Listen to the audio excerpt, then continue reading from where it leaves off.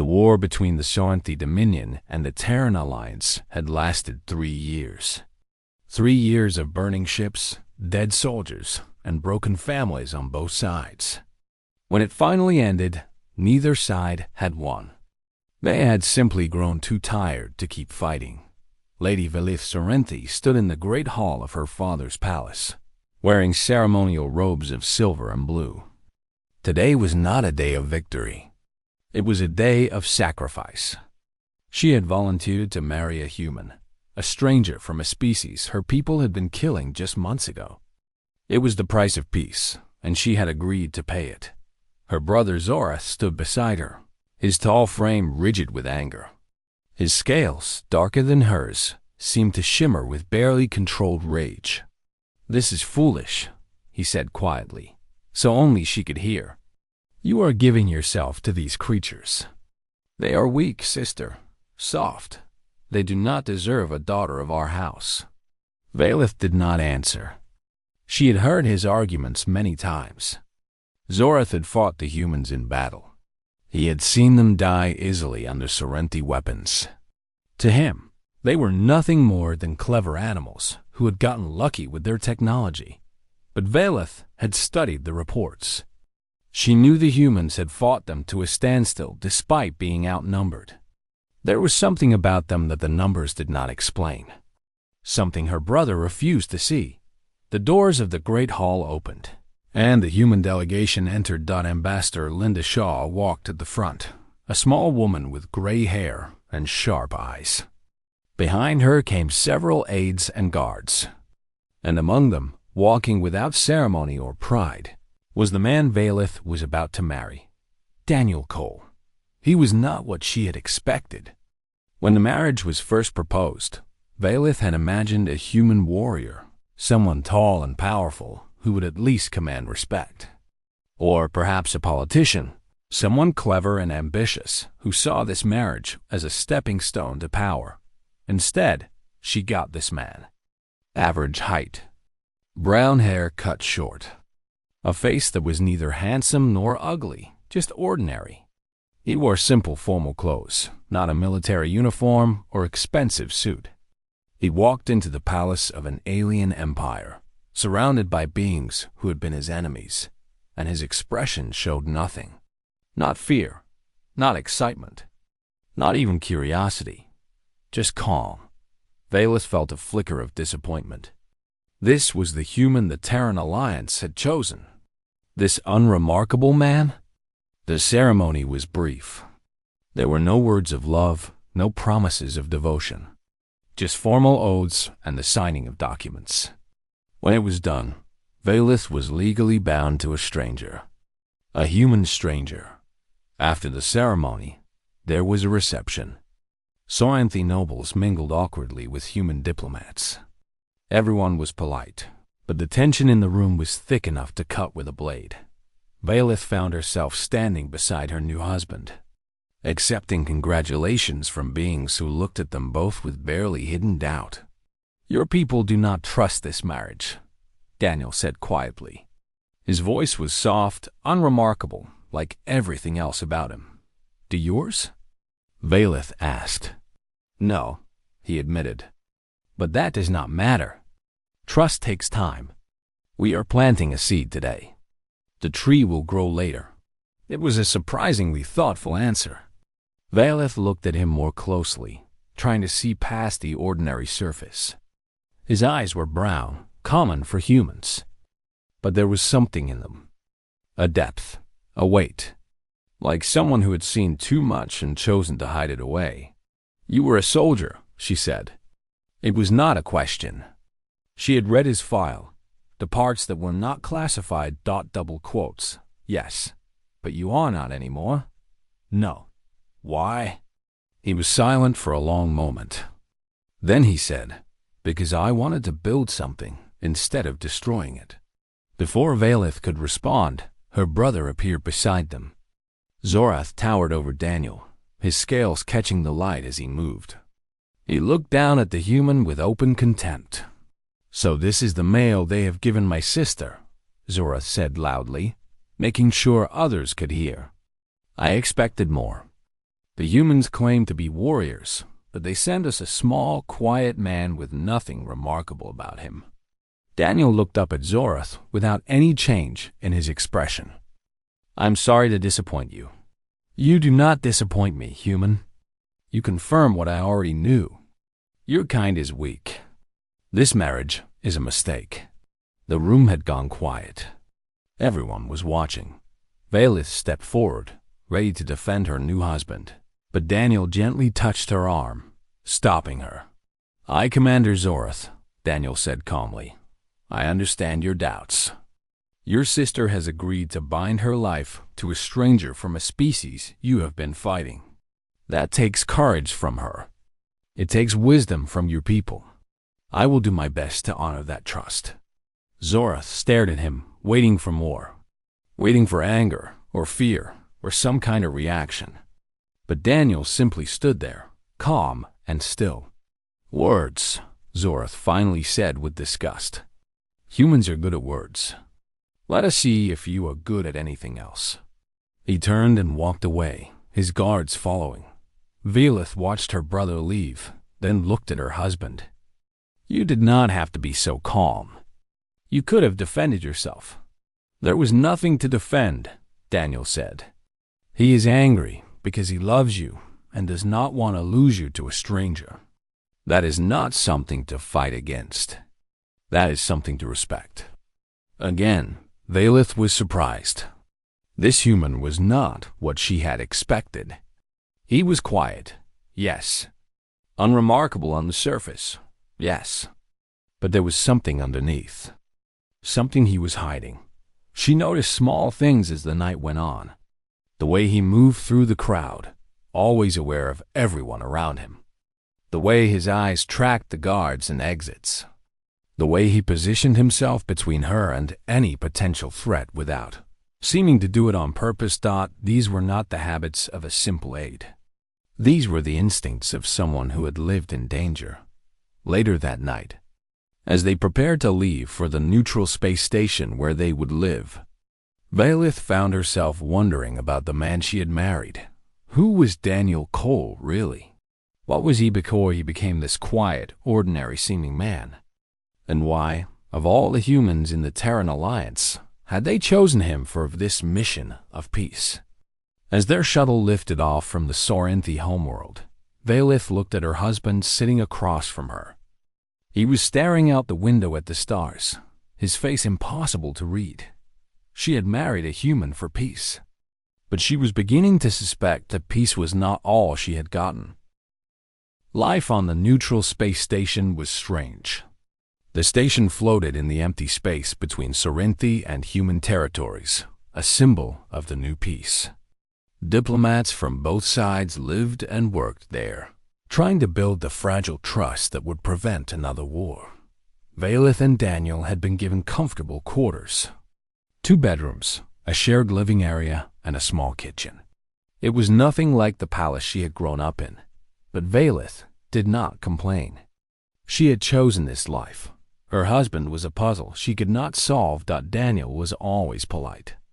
He made her breakfast before she woke up. He asked about her day. He listened when she spoke about Sorinthi culture and traditions. He never raised his voice, never showed anger, never pushed any boundaries. He was, in every way, a perfect gentleman, and it drove Valith crazy. She had expected something from this marriage. Conflict, perhaps, or awkwardness, or at least some sign that the man she lived with had feelings of any kind. But Daniel was like a still pond, calm on the surface, revealing nothing underneath. Tell me about your family, she said one evening as they sat together in the living area. There is not much to tell, he said. My parents passed away years ago. I have no siblings. What about friends? Someone you were close to? Daniel was quiet for a moment. I had brothers once. Not by blood, but by choice. We served together. Served? In the military? Yes. What happened to them? His eyes, usually so calm, flickered with something dark. Pain, maybe. Or loss. They are gone now. Valith waited for more, but nothing came. Daniel had closed that door, and she could see he had no intention of opening it again. A few days later, Valith discovered something interesting. Thought she was walking through the diplomatic section of the station when she passed a group of Sorinthi elders speaking in an ancient dialect. It was a language that even most Sorinthi did not understand, used only in old ceremonies and religious texts. Daniel was standing nearby, pretending to read something on his tablet. But Valith saw his eyes move, tracking the conversation, and she saw his lips twitch slightly at something one of the elders said. He understood them. Later, she tested him.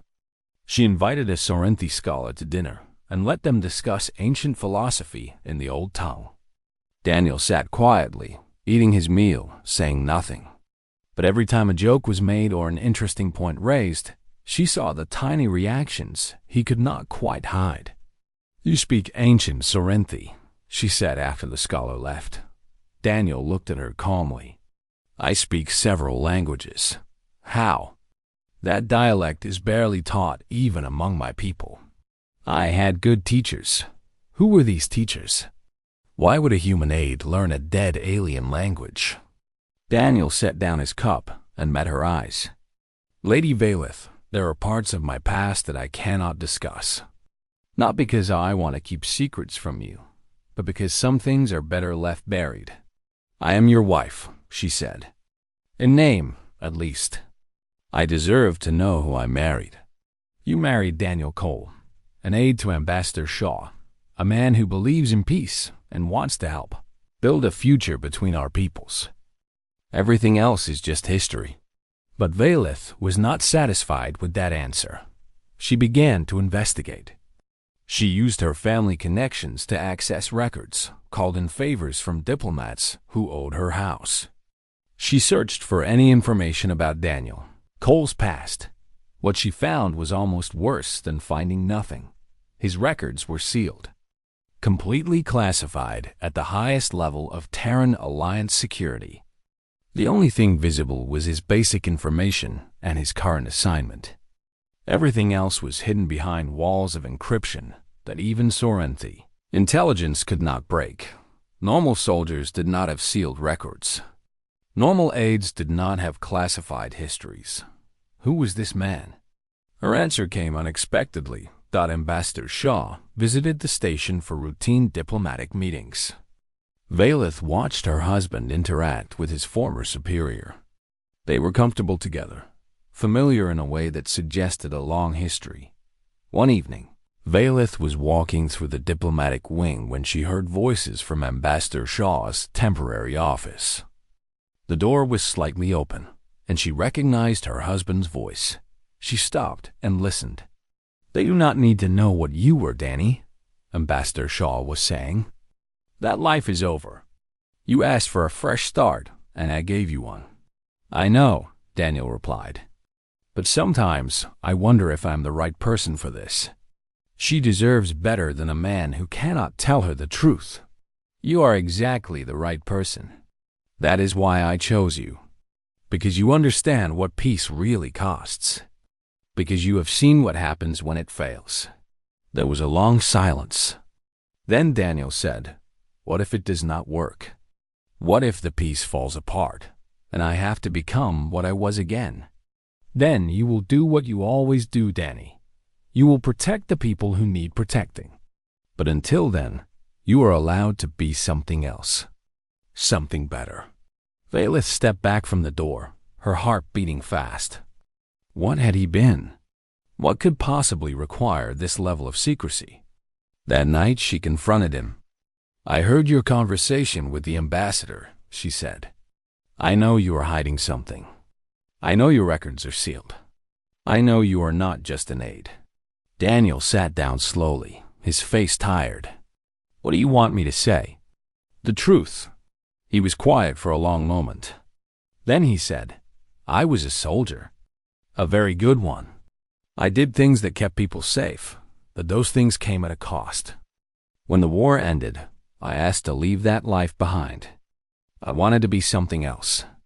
Someone who builds instead of destroys. What kind of soldier requires sealed records? The kind that governments do not talk about. Velith stared at him, understanding beginning to dawn. You were special forces. One of the elite units. Daniel did not confirm or deny it. He simply said, I am not that person anymore. I am just a man trying to do some good with whatever time I have left. Before Velith could respond, the station shook violently. Alarms began to wail. Red emergency lights flashed through their quarters. Daniel was on his feet instantly, moving toward the door with a speed that surprised her. What is happening? Velith assessed. A station-wide announcement answered her question. Alert. Multiple hostile vessels detected. Vorathi raiders have breached the outer hull. All personnel proceed to emergency shelters. Daniel turned to look at her, and for the first time, Velith saw something different in his eyes. The calm was still there, but underneath it was something else. Something cold. Something dangerous. Stay here, he said. Lock the door. Do not open it for anyone but me. Where are you going? He did not answer. He just walked out, heading toward the sounds of explosions and screaming. Velith watched him go. And she understood something with perfect clarity. The man she had married was about to show her who he really was. Velith did not stay in the room like Daniel had told her. She could not. Something pulled her forward, a need to understand, to see, to know who this stranger she had married really was. She moved through the corridors carefully, staying close to the walls. The station was in chaos.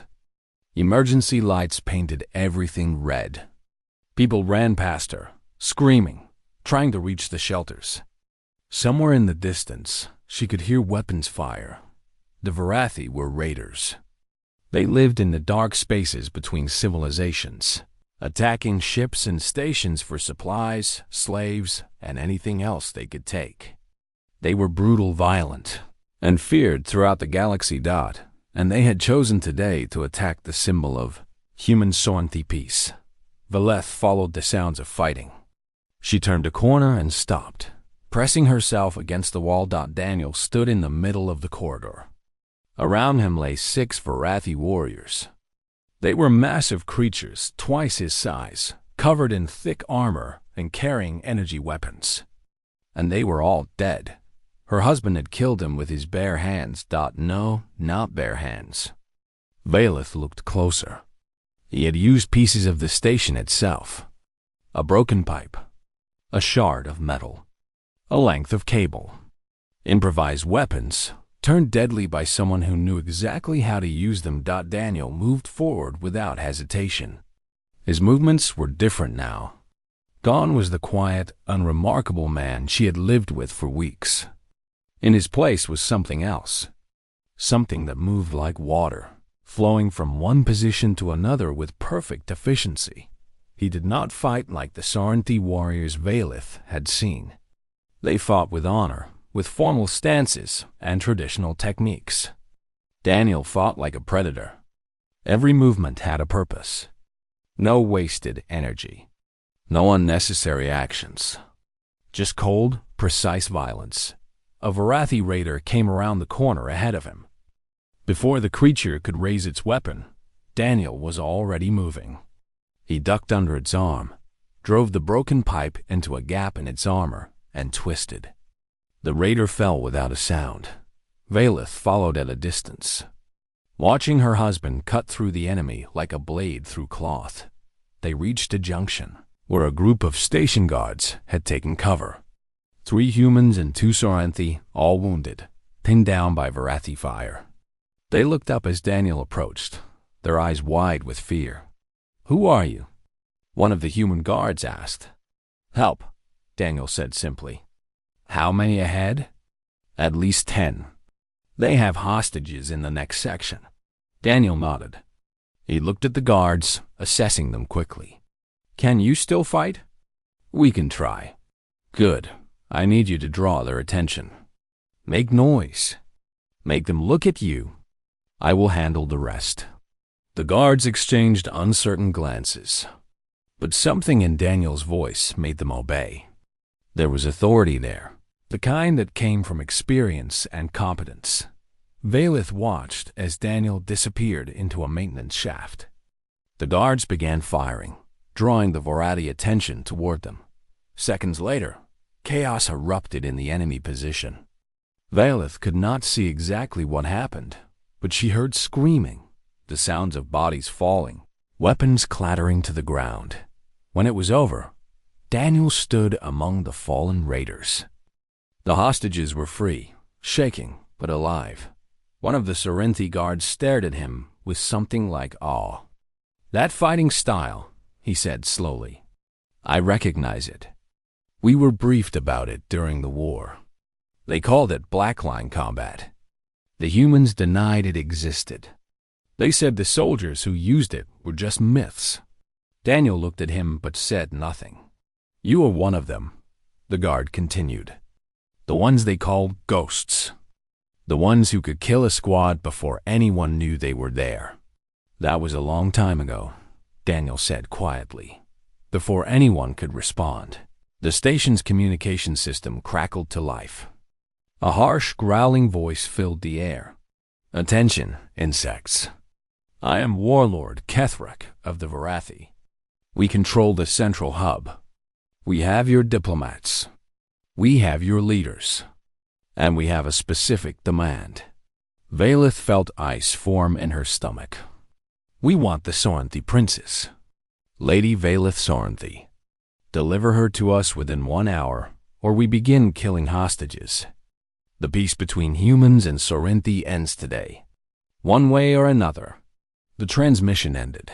The guards looked at Valeth, their faces pale. They had not known she was there, watching from the shadows. Now they understood why the Varathi had attacked this station. On this day, it was never about supplies or slaves. It was about destroying the peace treaty. Daniel walked toward her, his expression unreadable. There was blood on his hands and on his simple clothes. He did not seem to notice. "I told you to stay in our quarters," he said. "I could not." "No," he agreed. "I suppose you could not." He looked at her for a long moment, and she saw something shift in his eyes. The cold efficiency softened slightly. "You are not going to them. If I do not, they will kill the hostages. They will kill the hostages anyway. Men like Kethrak do not keep their word. He wants you because taking you will humiliate both humans and Sorrenti. He wants to prove that the peace is weak, that we cannot protect our own." Valeth knew he was right. She had studied enough history to recognize the tactics. "Then what do we do?" she asked. Daniel looked toward the central hub, the station's command center, now controlled by the enemy. "We take it back. How?" "They have dozens of warriors. They have hostages. They have fortified positions." Daniel smiled.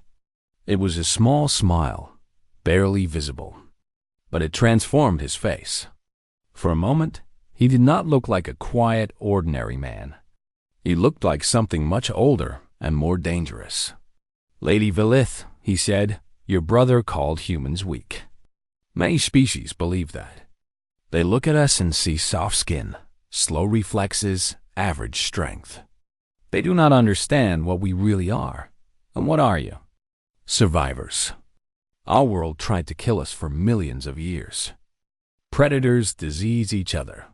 We learned to fight. We learned to endure. We learned that the battle is never over until we say it is over." He turned to the guards who had gathered around them. Human and Sorrenti alike, they watched him with something that might have been hope. "The Varathi think they have won," Daniel said. "They think they control this station. They are wrong. They have just made the worst mistake of their lives." He began walking toward the central hub. "They came here to destroy peace. They threatened my wife. They think humans are weak." He picked up a fallen weapon, checked it, and kept moving. "I'm going to show them how wrong they are." Valeth watched her husband walk into the darkness ahead, and she made a decision. She grabbed a weapon from a fallen raider and followed. Whatever happened next, she would witness it with her own eyes. The corridors leading to the central hub were dark. The Vorathi had cut power to most of the station, leaving only emergency lights that cast everything in shades of red and shadow. Daniel moved through the darkness like he belonged there. The guards followed him in a loose formation, human and Sorrenti working together for perhaps the first time in their lives. Valeth stayed close, her borrowed weapon held tightly in her hands. They encountered resistance almost immediately. Vorathi patrols moved through the station, hunting for survivors. Daniel dealt with them efficiently, silently. He would disappear into the shadows, and moments later, the patrol would fall. Valeth began to understand why his records were sealed, why the Sorrenti military had briefed their soldiers about ghost warriors who did not exist. This man, her husband, was a weapon in human form, and yet, watching him, she noticed something else. He did not kill unless he had to. When they found a wounded Vorathi who had been abandoned by his comrades, Daniel did not finish him off. He simply took his weapons and moved on. Why not kill him? One of the human guards asked. Because he is not a threat, Daniel said. And because there has been enough death today. It was a strange kind of mercy. Cold and practical, but mercy nonetheless. They reached a junction near the reactor section. Ahead, they could hear sounds of a firefight. Someone was still fighting the Vorathi. Daniel signaled for them to stop and move forward alone to investigate. He returned moments later, his expression troubled. "Your brother is ahead," he said to Valeth. "High Commander Zorath. He was on the station visiting you." Valeth felt her blood run cold. "Is he alive?" "For now. He has a few guards with him, but they are surrounded. The Vorathi are playing with them. They want to capture him alive. We have to help him." Daniel nodded. He did not hesitate, did not point out that Zorath had insulted him, had called humans weak and unworthy. He simply began planning the rescue. "There are 12 Vorathi in that section," he said. 4 covering the main corridor, 8 moving to flank. We hit the flanking force first. Hard and fast. Then we pushed through to your brother. The guards formed up. Valeth could see they were scared, but they trusted the human leading them. In the space of an hour, Daniel had earned something that usually took years. They attacked. Valeth had never been in real combat before. She had trained, of course. All Sorrenti nobles learned to fight. But training was nothing like this. The noise, the chaos, the heat of energy weapons and the screams of the wounded. She fired at shapes in the darkness, and did not know if she hit anything. She followed the guard in front of her and tried not to die. Through it all, she watched Daniel. He was everywhere at once, moving through the battle like a force of nature. He took down Vorathi warriors twice his size with combinations of speed, precision, and brutality that should have been impossible for someone so ordinary-looking. One raider came at him with a massive blade. Daniel stepped inside the swing, grabbed the creature's arm, and used its own momentum to flip it into a wall. Before it could recover, he had finished it with a single strike. Another raider tried to flank him. Daniel seemed to sense it coming without looking. He spun, caught the raider's weapon arm, and broke it with a quick twist. Then he took the weapon and used it against the next enemy. It was like watching a dance. A terrible, beautiful dance of violence. When it was over, 8 Vorathi lay on the ground. The remaining 4 had fled toward the central hub. Zorath stood among his surviving guards, his scale scratched and his armor damaged. He stared at Daniel with an expression Valeth had never seen on her brother's face before. Shock. Complete and utter shock. "You," Zorath said. "You came for me?" "You are my wife's brother," Daniel said simply. "And we were going this way anyway." Zorath looked at the fallen Vorathi, at the human who had killed 4 of them in the time it took to blink. At the wedding. I called you weak. Yes, I was wrong. It was not an apology. Saranthi did not apologize easily, especially not to other species. But it was an acknowledgement, and from someone like Zorath, that meant everything. Daniel nodded. Can you still fight? Zorath picked up a fallen weapon and checked it. His hands were steady. I can fight. Good. We need everyone. They moved forward together. Saranthi and Human, former enemies united against a common threat. Velith walked beside her brother, and for a moment she caught his eye. He's not what I expected, Zorath said quietly. No, Velith agreed. He is not. They reached the outer sections of the central hub. Through the damaged doors, they could see the hostages gathered in the main area. Dozens of diplomats and station workers, Human and Saranthi alike, huddled together under Varathi guard. And at the center, standing on a raised platform like a king surveying his domain, was Warlord Kethrak. He was massive, even for a Varathi. His armor was covered in trophies from his raids.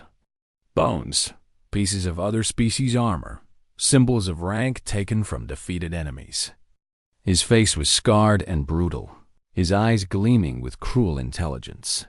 Daniel studied the situation, his mind clearly working through possibilities. Too many guards, one of the human soldiers said. If we attack, they will kill the hostages before we can reach them. Yes, Daniel agreed. He was quiet for a moment. Then he said, unless they have something else to focus on. Velith saw what he was thinking. No, you cannot. I can, Daniel said. Kethrak wants to make a statement. He wants to prove that humans are weak. If I go in alone, if I challenge him, his pride will not let him refuse. He will kill you. Maybe. Daniel looked at her, and his eyes were calm, accepting. But while he is focused on me, you can get the hostages out. That is what matters. Your life matters, Velith said, surprised by the anger in her own voice. Daniel smiled at her. It was a real smile this time, warm despite everything. Lady Velith, I have been living on borrowed time since the war ended. If I die here, doing something good, protecting innocent people, that is more than I ever expected. He checked his weapon, then set it down. He would go in unarmed. Daniel, Velith said. He looked at her. When this is over, you will tell me everything. Your past, your brothers who are gone, everything. If I survive, you will survive, she said fiercely, because I am ordering you to, and I am your wife. Daniel laughed softly. It was the first time she had heard him laugh. As you command, Lady Velith. He stepped out of cover and walked toward the central hub, hands raised. Surrendering himself to the enemy, Velith watched him go and prayed to every god. She knew that she had not just watched her husband walk to his death. Warlord Kethrak watched the human approach with something like amusement. This small, soft creature had walked into his domain with hands raised, alone, unarmed. What is this? The warlord said, his voice echoing through the central hub. A surrender? How disappointing. I expected humans to have more pride. Daniel stopped at the edge of the platform. Around him, Varathi warriors pointed weapons at his head. The hostages watched with terrified eyes. I am Daniel Cole, he said calmly. Husband to Lady Velith Saranthi. You wanted her. I am offering myself instead. Kethrak leaned forward, interested despite himself. And why would I want you, little human? You are nothing. A footnote. The princess is the prize. I am not nothing. I am the man who killed 30 of your warriors getting here. I am the man who freed your hostages in the outer sections. And I am the man who is going to stop you. The warlord stared at him. Then he laughed, a harsh sound like breaking metal. You? Stop me? You are alone and unarmed, standing in the middle of my army. Yes, Daniel agreed. I am. He did not sound afraid. He did not sound angry. He simply stated the fact.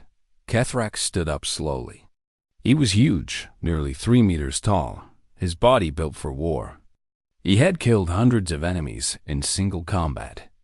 He was feared across 3 sectors of Space Dot, and he was intrigued. You are either very brave or very stupid, little human. Perhaps both. He stepped down from his platform.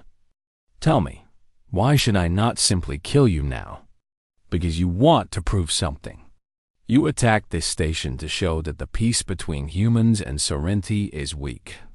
That we cannot protect ourselves. Killing me quickly proves nothing. But defeating me in combat, in front of all these witnesses, that proves everything. The warlord's eyes narrowed. You are clever. Cleverer than you look. I have been told that before. Kethrak drew his blade. It was a massive weapon, nearly as long as Daniel was tall, its edge gleaming with cruel sharpness. Very well, little human. You want to be a martyr? I will give you that honor. When you are dead, I will take your wife anyway. And everyone will know that human courage means nothing against Varathi's strength. From her hiding spot, Valeth watched her husband face the warlord. She wanted to scream, to rush forward, to do something. But she understood the plan. While Kethrak was focused on Daniel, the guards were moving into position. They would free the hostages. They would end this. She just had to trust that Daniel knew what he was doing. Kethrak attacked first. He was fast, impossibly fast for something so large. His blade swept down in an arc that should have cut Daniel in half. But Daniel was not there anymore. He moved like water, sliding away from the strike at the last possible moment. His body seemed to flow around the attack. Kethrak swung again. And again. Each time, Daniel avoided the blade by the smallest margin possible. He did not try to fight back. He simply survived. The warlord grew frustrated. His attacks became wilder, more aggressive. Stand still, human. Fight me. I am fighting you, Daniel said, breathing hard but voice still calm. You just do not recognize it. Valeth understood then. Daniel was not trying to beat Kethrak in a contest of strength. He was never going to win that fight. Instead, he was exhausting the warlord, making him waste energy, making him angry and sloppy. And every second that passed was another second for the guards to move into position. She saw them now, creeping through the shadows. Human and Sorrenti together, surrounding the Varathi warriors who were all watching the fight. Zorath led one team, his earlier contempt for humans completely forgotten in the face of what he was witnessing. Kethrak caught Daniel with a glancing blow. The human stumbled, blood appearing on his arm. The warlord roared in triumph. Finally. I was beginning to think you were a ghost. Daniel stood up slowly. His arm hung at an awkward angle. He was hurt, badly, but his eyes were still calm. I have been called that before, he said. Ghost, phantom, monster. But you know what I really am? What? I am a human. And we do not know how to quit. He lunged forward, inside Kethrak's guard. The warlord tried to react, but Daniel was faster. He grabbed the warlord's weapon arm, planted his feet, and twisted with every ounce of strength he had left. The blade clattered to the ground before Kethrak could recover. Daniel was on him. Strikes to the throat, the eyes, the joints. Every hit landed in places where armor did not protect. The warlord stumbled backward, suddenly defensive, suddenly uncertain around the central hub. The rescue began. Guards emerged from cover and opened fire on the Varathi warriors. The hostages scattered, running for safety. Chaos erupted everywhere. But Valeth only had eyes for her husband. Daniel fought like something from ancient human legends. Like the warriors she had read about in their history books, the ones who stood against impossible odds and refused to fall. He was wounded, exhausted, facing an enemy twice his size, and he was winning. Kethrak tried one final, desperate attack. He grabbed Daniel with both hands, lifting him off the ground. Intending to crush him, Daniel responded by driving his thumbs into the warlord's eyes. Kethrak screamed and dropped him. Daniel landed on his feet, picked up the warlord's fallen blade, and held it to the creature's throat. "Yield," Daniel said. The warlord, blind and beaten, had no choice. "I yield." The surviving Varathi saw their leader defeated and their hostages escaping. They ran for their ships. Minutes later, the station's defenses came back online and began driving the raiders away. It was over. Valeth ran to her husband.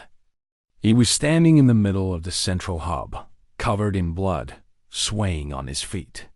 The blade fell from his hand as she reached him. "Daniel." He looked at her with exhausted eyes. "The hostages. Are they safe?" "Yes, they are safe." "You saved them. Good." He smiled weakly. "Good." Then he collapsed. 3 days later, Daniel woke up in the station's medical bay. Valeth was there, as she had been since the battle ended. She had not left his side. "You scared me," she said. "I apologize." "Do not apologize. Just do not do it again." He tried to laugh, but it hurt too much. "I will try." Zorath visited that afternoon. He stood at the foot of Daniel's bed, looking uncomfortable. Finally, he spoke. "What you did," he said slowly, "was beyond anything I have ever witnessed. I called you weak. I was a fool." "You were protecting your sister," Daniel said. "That is not foolish. That is honorable." Zorath nodded. Then, slowly, he bowed. It was the deepest gesture of respect a Sorrenti could offer to someone outside their family. "You have my respect, Daniel Cole, and my gratitude. Whatever you need ever, you need only ask." He left without another word. Valeth sat on the edge of Daniel's bed. She took his hand in hers. It was the first time they had touched voluntarily since their wedding. "I married you for peace," she said softly, "because it was my duty, because I thought it was the only way to help my people. And now? Now I think I understand you. You chose to be gentle when you could have been terrible. You chose peace when you could have chosen war. Not because you are weak, but because you are strong enough to want something better." Daniel was quiet for a moment. Then he said, "I lost everything in the war. My brothers, my purpose, myself. When Ambassador Shaw offered me this assignment, I took it because I had nothing left to lose. I never expected to find anything worth keeping. And have you? Found something worth keeping?" He looked at her with eyes that were no longer hidden, no longer guarded. "I think I might be starting to." Valeth smiled. It was not a political smile or a diplomatic one. It was real. "Then we will figure out the rest together." Outside the medical bay windows, stars gleamed in the endless dark. Somewhere out there, the Varathi were licking their wounds. The peace treaty was stronger than ever, and the galaxy was slowly learning what humans were capable of. But Valeth did not care about any of that right now. She cared about the man lying in front of her. The man who had been a weapon but chose to be something else. The man who had fought like a legend to protect people he barely knew. Her husband. She had married a human for peace. She had watched him fight with the strength of legends, and somehow, against all expectations, she had found something she never knew she was looking for. In time, the galaxy would learn to respect humanity, but she had already learned to love one.